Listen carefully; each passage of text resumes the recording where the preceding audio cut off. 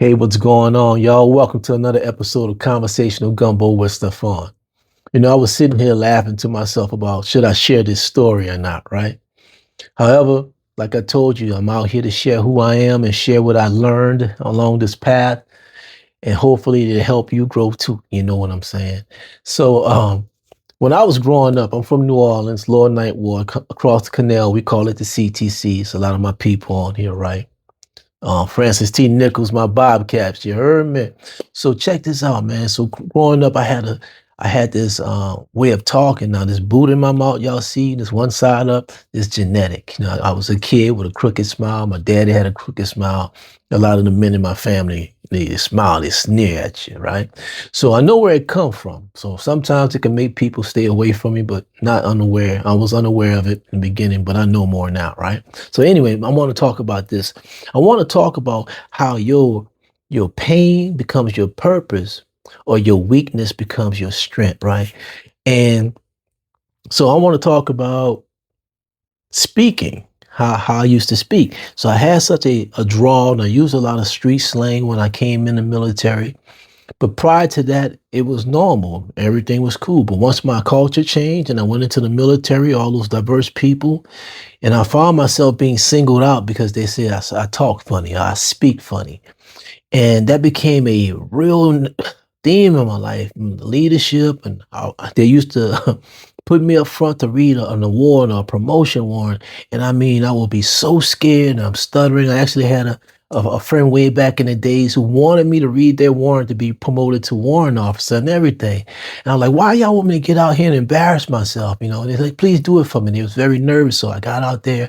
I messed the warrant up, y'all. When I tell you I messed it up, and she was laughing. Her name is Cynthia Douglas, chief warrant officer.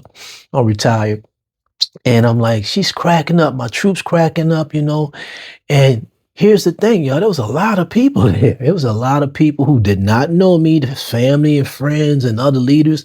And they were looking at me, who in the hell is this person? Why would y'all allow that person to read a freaking warrant?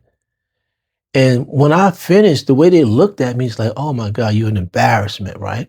Now, my outer exterior, you can never tell what I'm thinking.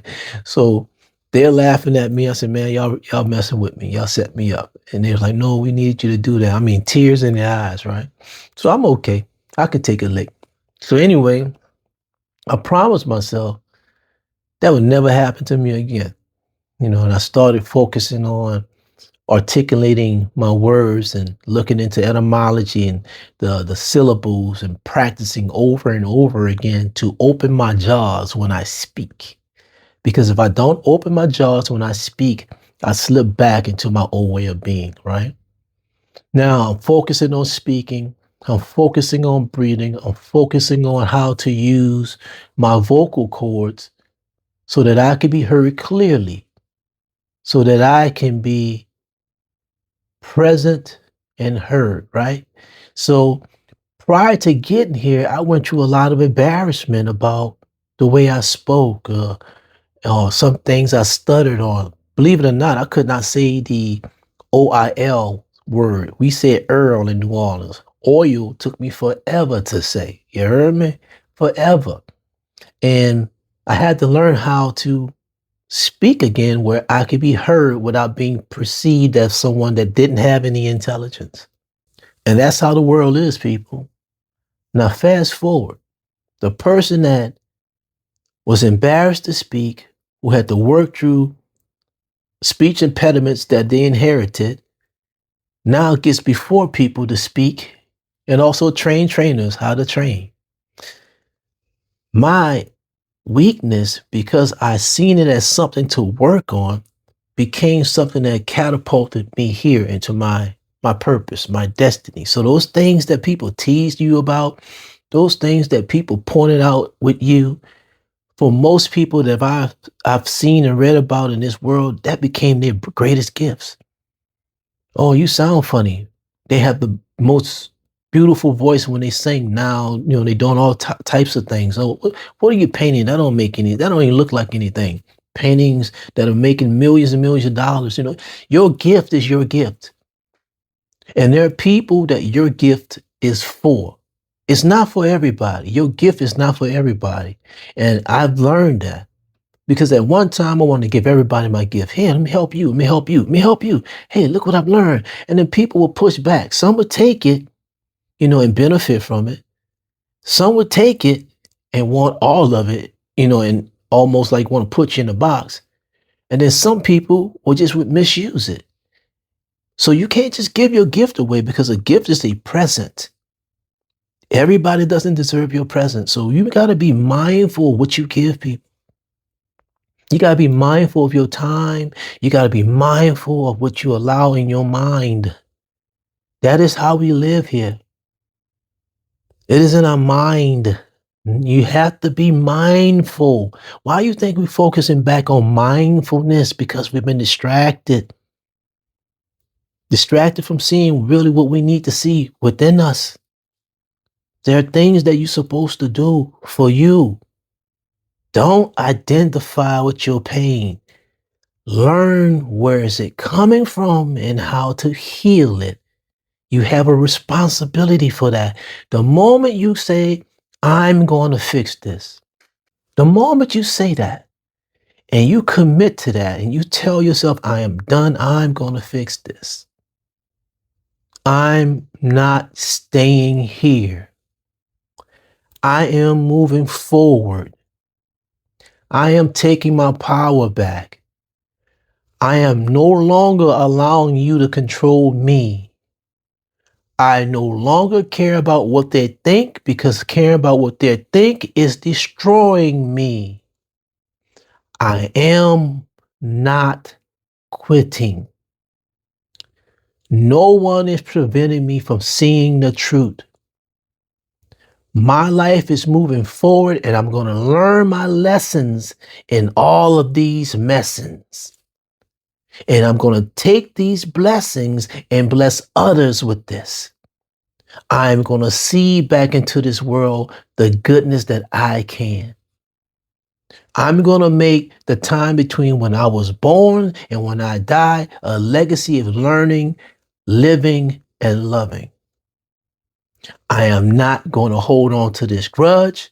I am going to forgive. I'm going to release this pain and not to experience it again.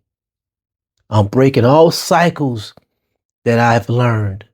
No more pain. I'm moving forward, inviting love and light into my life. All darkness must flee. This is what I ask of you, God, for me. Start talking like that. Start having conversations like that. Start pushing it out like that. And I'm going to tell you, one of the most powerful prayers you can say, oh God, give me the eyes to see what I need to see. Give me the ears to hear what I need to hear. Give me the mind to understand it all, make it simple, make it clear. Remove all deception from around me, even the deception that I don't want to see. But if that deception being removed makes me be the best part of me, allow me to serve thee. And I will serve thee gladly. To the Most High, I dedicate my life to be. Ashe. Pray like that. Do it that way and watch what happens. Pay attention. Watch what happens. God ain't go nowhere. He wants y'all to call. Y'all already heard me, right? Now call me, come. I call me, come. Order your steps, man. Don't walk in your pain. When you walk in your pain, you put pain on everybody else that's in your path. Don't walk in the pain. Walk through the pain. Heal through the pain. When you heal, there's going to be pain. You're going to be sore. We already understand that. But when you're walking through the pain, it's different. You're walking through it. It's like you're healing. You're getting past it. Okay, I'm not scared no more. Not every man is the same. Not every woman is the same. Not every environment is the same. Not every person is the same. I'm going to get through this. Nothing's going to stop me. That was that individual. What did I have to learn? What was I seeking? What was I looking for? Was I looking for my father? Was I looking for my mother? Was I looking for my sister? Was I looking for my brother? I was lost. Why am I here? Why you set me by myself? Talk to me, please. Bring it to me. Bring clarity. I want to understand where I'm coming from. I want to know what I'm supposed to do. Is all the stuff that I'm going through meaningful? Or is it meaningless? Let me know. Bring it to me, God. Let me understand. I want to walk through this pain. I want to grow through this pain. I want to learn to understand. I want to understand this pain so I can teach other people how to get out of this pain. And I will seed that back into the world because what you delivered me from, I will deliver someone else from. What you delivered me from, I will deliver someone else from. That is what we're doing. That is the interchanging nature of God and spirit and us. The gift that keeps giving. Why do you think it feels so strange to receive a blessing from people? Like, oh my God, it's like unbelievable. I follow these people, these earth angels that go around blessing people in stores and buying clothes and giving them a haircut. Oh my God, I love it. I love the reaction of the people. They they they collapse in God's love in that moment. They collapse. And you're like, this is for you. I don't believe I'm good enough to receive that blessing these people be believing in. You know what I'm saying? I'm like, I can feel it through the phone. I'm like, yeah, I'm gonna do that. I do it in my own way, but I'm gonna do it, in a different way. And that's a reward that is so intrinsic and so powerful. You can't put a price on it. You can't, because that's divine love. It's not about look at me, look at me. It's not about that, y'all, because that's temporary. That can be snatched just like that. Be humble. Oh, be humble. You got power, be humble. There's a lot of people with power, and I respect power. Trust me, I ain't stupid. But be humble when you have power. Everybody else power, okay. If I can influence it, change it into a positive space, good. But some things you can't change. That's part of nature. That's what keeps everything together. But you got power, be humble. You can lose it quickly. When you feel you can't lose it, you're more in danger of losing it, It's like riding the back of a hungry tiger. You better not fall. You'll be devoured. So be humble. Know that what you see in people comes back to you. That's different. But you just got to understand what type of soil you're seeding into when you're dealing with people. That's a lesson that I had to learn.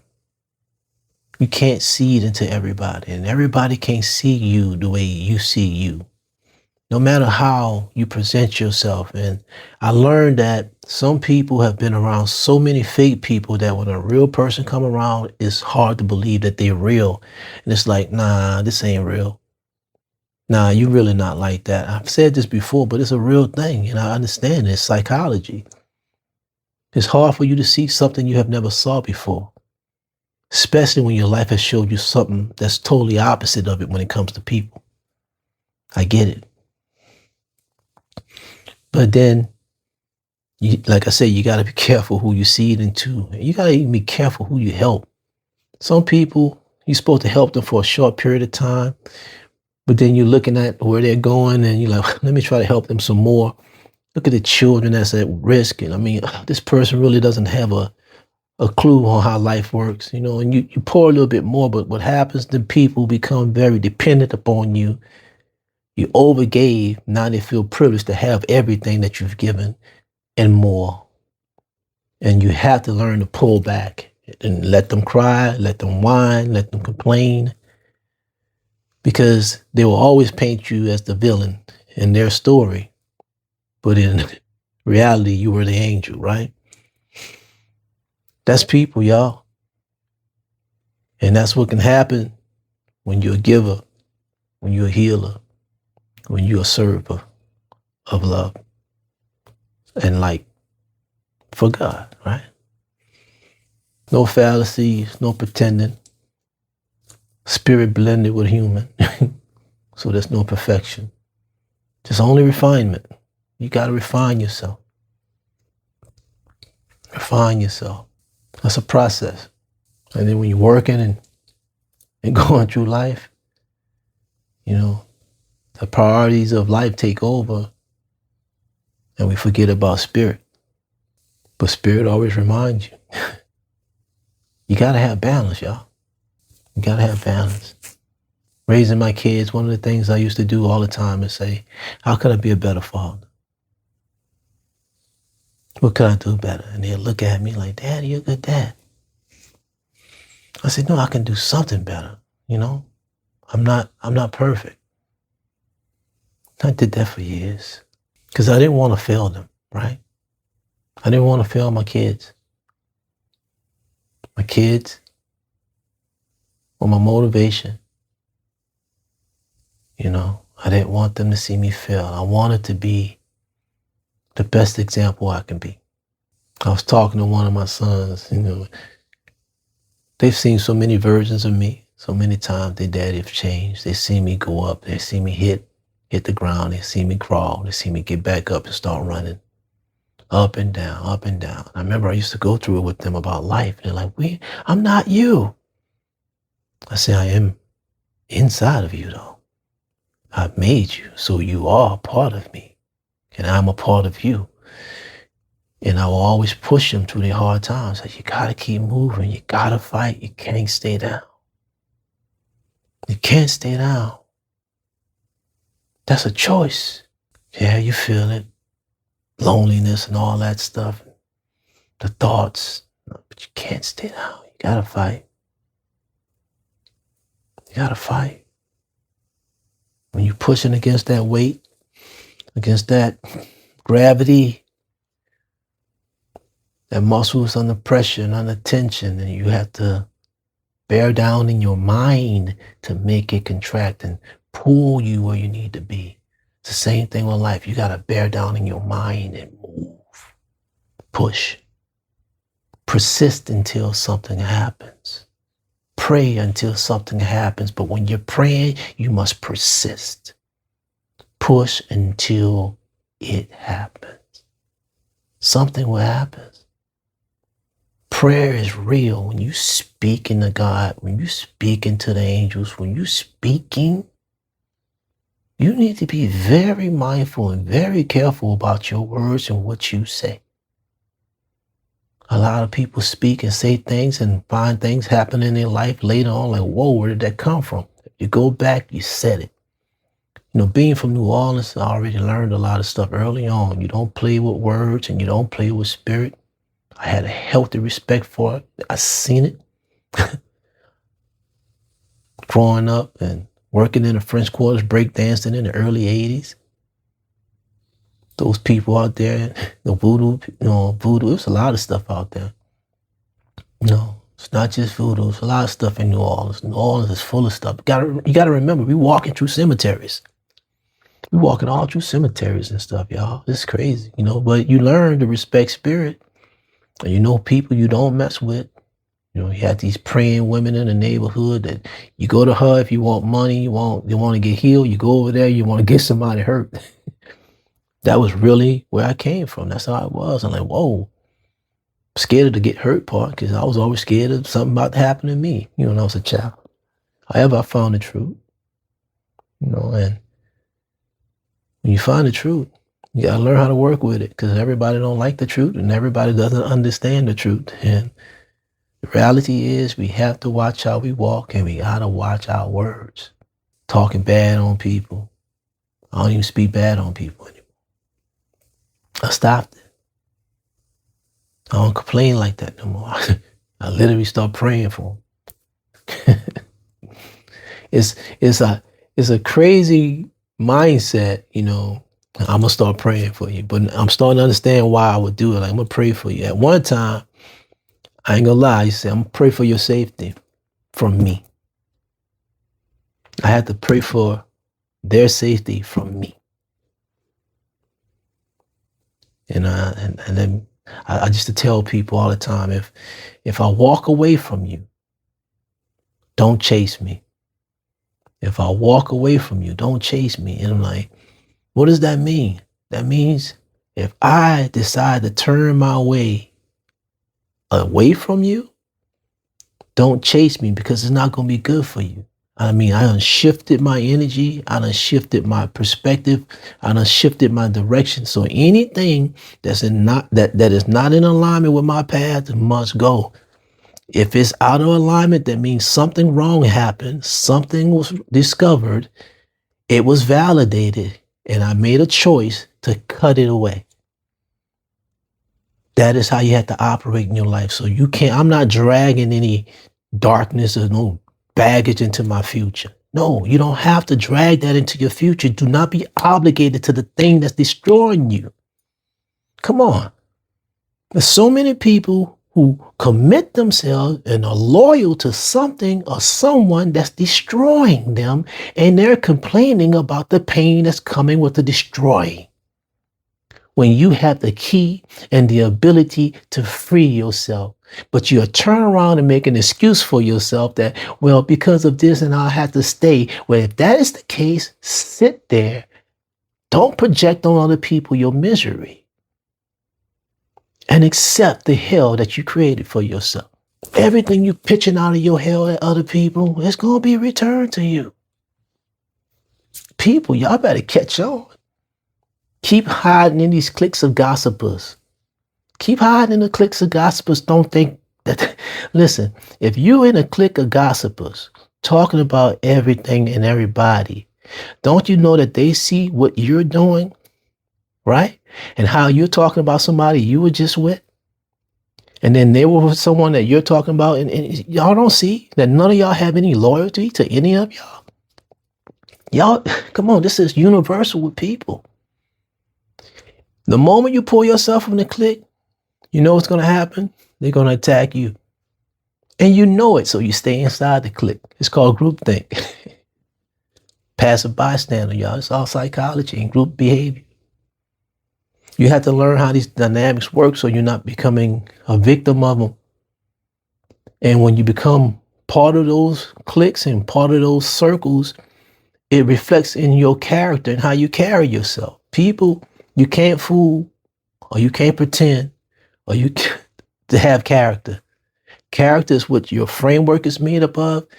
You might not see it, but the majority of people see your character by the works that you do and how you interact with people and how you work in this world. Oh, he only talked to these people because he wants this. He's all dealing with them because of that. He's a user or she's a user. That's your character. Something that a group of people from different perspectives can look at and pick out your character. You know, he's a giver. He's a taker. He's respectable. He's not. You know, she's loyal. You know, she's not. She's a provider. She's not. She's a nurturer. She's not.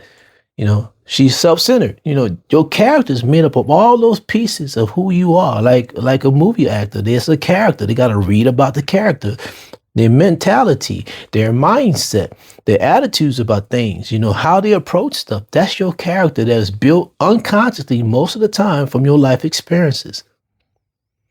That's why self-examination is so important when you're not comfortable with your life. You got to understand where all this stuff is coming from. Where is all of this coming from? And then you unpack. You unlearn. You relearn. And then you move forward with a fresh perspective, a fresh new identity that was built by you. Man.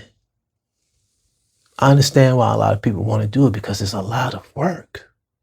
So I got to do it while I have time. And during my time, and my truth is this, I know when I'm done, my works are going to be measured somewhere that is not seen. And when I leave behind, it'll be something that I can say I'm proud of. When I went there, I served, I suffered, and I regained my salvation. And I played my role. And I fulfilled my destiny. So many people go through life and this life is crazy, you know. But when you find your purpose and the thing that you're supposed to do, everything makes sense, y'all. It all makes sense. Once you find out what you're supposed to do, it all makes sense. Because believe it or not, you're doing it in some shape, form, or fashion. Your purpose is found in your pain. All right, y'all, that's another episode of Conversational Gumbo with Stephon. I think that's it. Until next time, it's all about character development. You heard me? Love y'all.